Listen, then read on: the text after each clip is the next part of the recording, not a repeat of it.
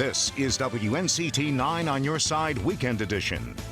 WNCT previously did a story about packages that were prepared to send over to our troops just in time for the holidays. So when I was shooting that story, I noticed there were no care packages for our military working dogs. So I took action, and many viewers and local businesses decided to help.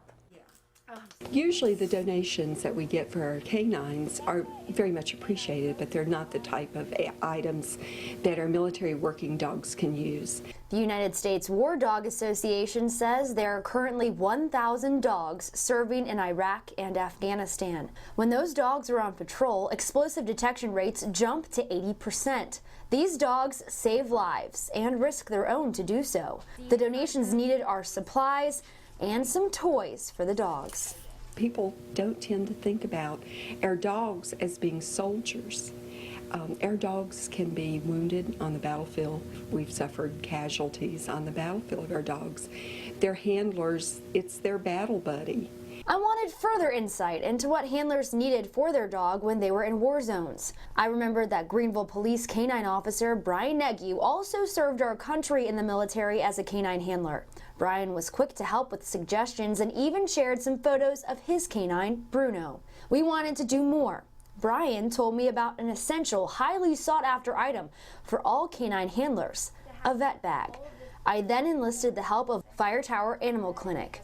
They signed on without question. It just feels great to really help them out in any way possible. It's a small thing that we can do. And if they benefit from it in any way, then that's great. From bandages and antiseptic to a tourniquet and clotting powder, and even the bag that Dr. Nicole Denmark went out of her way to research and purchase for the troops. It was a perfect fit.